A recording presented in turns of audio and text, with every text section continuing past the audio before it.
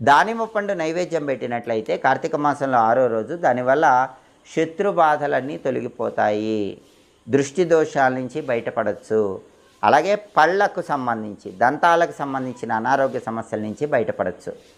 అదేవిధంగా మారేడు ఫలం కనుక శివుడికి కార్తీక మాసంలో 6వ రోజు నైవేద్యంగా సమర్పిస్తే కాళ్ళు కీళ్ళు వీటికి సంబంధించినటువంటి అనారోగ్య సమస్యల తీవ్రతను తగ్గింపజేసుకొని సమస్త శుభాలను సిద్ధింపజేసుకోవచ్చు. కార్తీక మాసం 6వ రోజు సందర్భంగా ఈ విధి విధానాలు పాటించండి, విశేషమైన శుభ ఫలితాలను సిద్ధింపజేసుకోండి. ఎప్పటికప్పుడు పండుగల సందర్భంగా పాటించాల్సిన ముఖ్యమైన విధి విధానాల గురించి తెలుసుకోవాలనుకుంటున్నారా? ఏ పండుగ వచ్చినప్పుడు ఏ పూజ చేస్తే ఆర్థిక ఆరోగ్య కుటుంబ సమస్యల నుంచి సులభంగా బయటపడచ్చో తెలుసుకోవాలనుకుంటున్నారా? ముక్కోటి దేవతల సంపూర్ణమైన అనుగ్రహం కలగటానికి పండుగల సందర్భంగా పాటించాల్సిన విధి విధానాలు నియమాలు తెలుసుకోవాలనుకుంటున్నారా?